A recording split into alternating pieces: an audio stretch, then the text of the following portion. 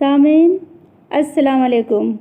آج میں آپ کو پیغمبر حضرت ابراہیم علیہ السلام اور ان کے بیٹے حضرت ابراہیم علیہ السلام کا قصہ بیان کرنے جا رہی ہوں، غور فرمائیے گا۔ شروع کرتی ہوں میں اللہ کے نام سے جو بڑے مہربان نہایت رحم والے ہیں۔ ابراہیم علیہ السلام اللہ کے پیغمبر اور سچے نبی تھے۔ انہوں نے اپنے والد سے کہا کہ ابا جان، آپ کیوں ان بتوں کی پرستش کرتے ہیں جو نہ سنتے ہیں، نہ دیکھتے ہیں، نہ بولتے ہیں؟ آپ کے کچھ کام بھی نہیں آئیں گے اور نہ کچھ مدد کریں گے۔ تو ان کے والد نے کہا کہ ہمارے باپ داداؤں نے بھی ان بتوں کی پرستش کی ہے اور ہم بھی ایسا ہی کریں گے۔ حضرت ابراہیم نے کہا، نہیں، یہ غلط ہے، آپ میرے پیچھے ہو لیجئے، میں آپ کو سیدھا راستہ دکھاؤں گا۔ ابا جان، شیطان کے کہنے میں اگر بتوں کو پوجیے گا تو شیطان خدا کا دشمن ہے، وہ آپ کو بہکا رہا ہے اور آپ کو اللہ کے عذاب سے نہیں بچا سکتا۔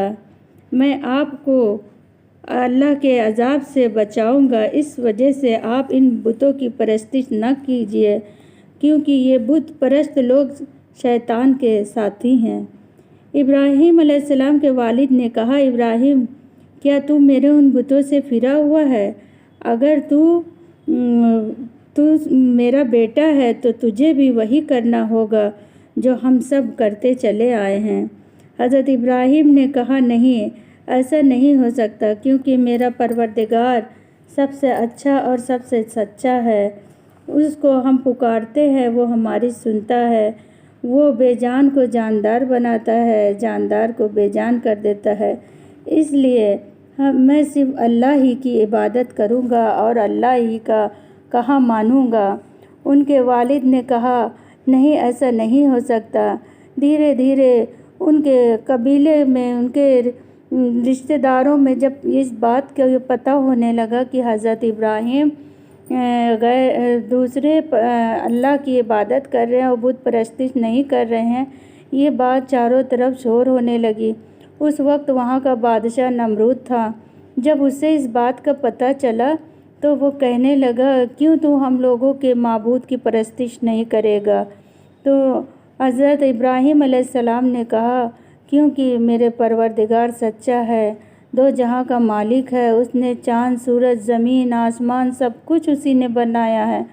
ہم صرف اللہ ہی کی عبادت کریں گے، کیوں ہم ان بتوں کی پرستش کریں؟ یہ جتنے بت پرست ہیں یہ سب شیطان کے بنائے ہوئے ہیں، شیطان کے سکھائے ہوئے ہیں، ہم تیرا کہا نہیں مانیں گے۔ نمرود نے کہا کہ تیرا خدا مارتا ہے، جلاتا ہے، دیکھ میں بھی تو وہ کرتا ہوں۔ اس نمرود بادشاہ نے ترنت ایک قیدی کو نکال کے آزاد کر دیا اور ایک بے گناہ کو بلا کے قتل کر دیا۔ کہنے لگا، دیکھ میں بھی تو مارتا اور جلاتا ہوں۔ حضرت ابراہیم نے کہا کہ نہیں، یہ تو غلط طریقہ ہے۔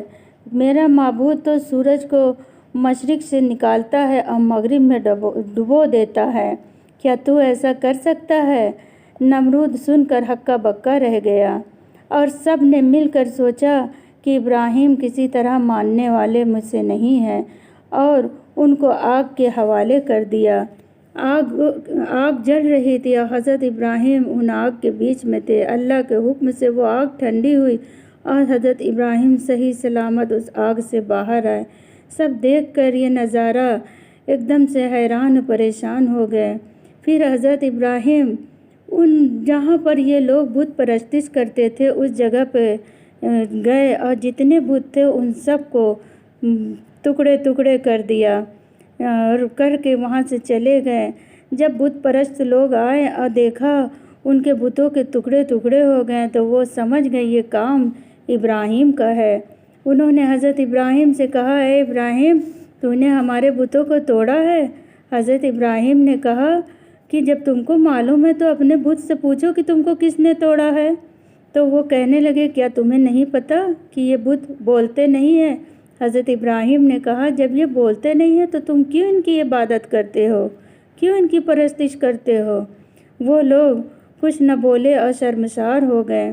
پھر اللہ نے وحی کے ذریعے حضرت ابراہیم سے کہا کہ اے ابراہیم، تم اس ملک کو چھوڑ کر دوسرے ملک کی طرف روانہ ہو، یہی میرا حکم ہے۔ حضرت ابراہیم وہاں سے چل پڑے اور دوسرے ملک یعنی ملک شام میں جا کر بسے۔ وہاں کے لوگ اچھے تھے، نیک تھے۔ کچھ روز وہاں پر رہے، پھر انہوں نے حضرت بی بی ہاجرہ سے شادی کی اور دین اسلام پھیلانے میں لگ گئے، اور اس کے بعد ان کی شادی حضرت سارہ سے بھی ہوئی، اور وہ ایک شہر سے دوسرے شہر اسی طرح اللہ کے دین کے لیے نکل جاتے اور لوگوں سے کہتے کہ آپ سب اللہ کی عبادت کریے، بت پرستش مت کریے، کیونکہ یہ شیطان کا کہنا ماننے والے قیامت کے روز شیطان کے ساتھ جہنم کی طرف چلے جائیں گے۔ پھر کیا تھا، ایک دن حضرت ابراہیم علیہ السلام اللہ کی راہ میں نکل پڑے تھے کہ ان کی بیوی یعنی حضرت ہاجرہ کا بیٹا تھا، اور اس جگہ پہ مکے میں اونچی اونچی پہاڑیاں تھیں، کہیں پانی دانہ کچھ نہ تھا، اور حضرت بی بی ہاجرہ ہر طرف پانی کی تلاش میں دوڑ رہی تھی کہ کہیں تو کچھ پانی مل جائے، لیکن پانی نہ ملا۔ حضرت بی بی ہاجرہ ایک پہاڑی پر اپنے بیٹے کو چھوڑ کے پانی کی تلاش میں ادھر ادھر بھٹک رہی تھی کہ اتنے میں ان کے بیٹے روتے روتے جب ان کا پیر کے ایڑیوں کا رگڑ اس جگہ پہ پڑا تو وہاں پر اللہ کے حکم سے ایک چشمہ پھوٹ پڑا اور وہ پانی بچے کے منہ میں جانے لگا۔ حضرت بی بی ہاجرہ جب آئیں تو اس منظر کو دیکھ کر بہت خوش ہوئیں اور اللہ کا شکر ادا کیا اور اپنے خیمے کی طرف چل پڑی۔ جب حضرت ابراہیم علیہ السلام آئے، ان سے سارا واقعہ بی بی ہاجرہ نے بیان کیا۔ حضرت ابراہیم بہت خوش ہوئے کہ یا اللہ، میں تو تیری یاد میں تیرے بندوں کو تیرے راہ پہ لانے کے لیے نکل گیا تھا، لیکن میری غیر موجودگی میں آپ میرے بیٹے کی، میری بچوں کی حفاظت کرتے ہیں۔ اللہ تیرا لاکھ لاکھ شکر ہے۔ اس طرح کچھ وقت گزرا، حضرت ابراہیم کے بیٹے حضرت ابراہیم کچھ بڑے ہوئے تو اللہ پاک نے حضرت ابراہیم کو خواب میں بشارت دی، اے ابراہیم، اپنی سب سے پیاری چیز قربان کرو۔ حضرت ابراہیم نے سوچا اللہ قربانی کی بات کر رہے ہیں، تو وہ گئے اور 40 اونٹ کی قربانی کر دی۔ پھر وہ اس رات سو گئے تو کیا دیکھتے ہیں خواب میں کہ اللہ فرما رہا ہے کہ اے ابراہیم، اپنی سب سے پیاری چیز قربان کرو۔ حضرت ابراہیم دوسرے دن گئے، پھر کچھ اونٹوں کو قربان کیا۔ تیسرے دن پھر ان کے خواب میں آیا، اے ابراہیم، اپنی سب سے پیاری چیز قربان کرو۔ ابراہیم علیہ السلام کو کچھ سمجھ میں نہیں آ رہا تھا۔ اتنے پہ انہیں حضرت جبرائیل علیہ السلام سے، جو کہ خدا کے فرشتے تھے، جبرائیل علیہ السلام آئے اور اللہ کا حکم سنایا۔ ابراہیم علیہ السلام نے کہا، انشاءاللہ میں اللہ کی حکم کی تابعداری کروں گا، اور انہوں نے اپنی بیوی سے کہا، آج تھوڑا میں جس جگہ پہ جا رہا ہوں بیٹے کو نہلا دھلا کے تیار کر دینا اور اسے گھمانے کے لیے لے جا رہا ہوں۔ حضرت بی بی ہاجرہ نے اپنے بیٹے کو نہلایا دھلایا، پاک اچھے کپڑے پہنائے۔ انہیں کیا پتہ تھا کہ حضرت ابراہیم کس کام کے لیے اپنے بیٹے کو لے کر جا رہے ہیں۔ پھر کیا تھا سامعین، اللہ کے حکم سے وہ ایک جگہ پر گئے ہیں اور اپنے بیٹے سے سارا واقعہ کہہ سنایا۔ حضرت اسماعیل نے کہا، ابا جان غم نہ کریے، انشاءاللہ آپ اپنے وعدے کو ضرور پورا کریں گے۔ اور حضرت اسماعیل علیہ السلام لیٹ گئے اور کہنے لگے، ابا جان آپ اپنے آنکھوں پہ پٹی باندھ لیجیے، ورنہ لوگ آپ کے دل ہو سکتا ہے کہ قربانی کرنے کے وقت تھوڑا پگھل جائے۔ حضرت ابراہیم علیہ السلام نے آنکھ پہ پٹی باندھی اور اپنے بیٹے کو لٹا دیا، منہ تھوڑا اس طرح گھما دیا تاکہ ان کا بیٹا دیکھ نہ سکے۔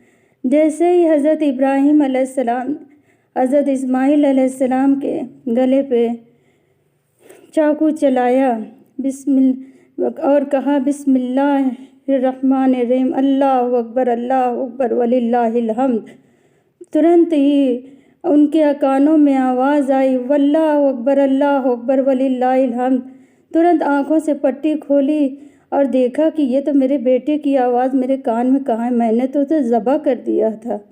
جب آنکھ کھولتے ہیں تو کیا دیکھتے ہیں کہ وہاں پر دمبا کے اوپر انہوں نے چھری چلایا تھا اور ان کا بیٹا صحیح سلامت کھڑا ہوا ہے۔ اللہ نے کہا، اے ابراہیم، آپ اپنے امتحان میں پاس ہوئے، جائیے، ایک وقت تک آپ عیش و آرام میں رہیں گے۔ حضرت ابراہیم نے کہا، یا اللہ، میری اولاد، ان کی اولاد اور ان کی اولاد، جتنے بھی ہمارے خاندان سے ہوں، سبھی ایمان والے اور نیک ہوں۔ یا اللہ، ہمارے خاندان میں کوئی ایسا نہ ہو جو بت پرستش کرے۔ اللہ نے کہا، ایسا ہی ہوگا۔ پھر کیا تھا، حضرت ابراہیم خوشی خوشی اپنے گھر کو آئے۔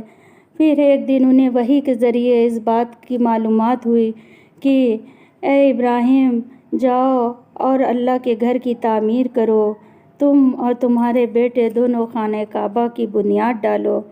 تو حضرت ابراہیم اللہ کے حکم سے چل پڑے اور خانہ کعبہ کی بنیاد ڈالی اور اپنے بیٹے کے ساتھ بنیاد بنانے میں لگ گئے اور دیواریں اٹھاتے جاتے، اللہ سے دعا کرتے جاتے، کہتے، اے ہمارے پروردگار، ہم سے خدمت قبول کر، بے شک تو ہی سننے والا اور جاننے والا ہے۔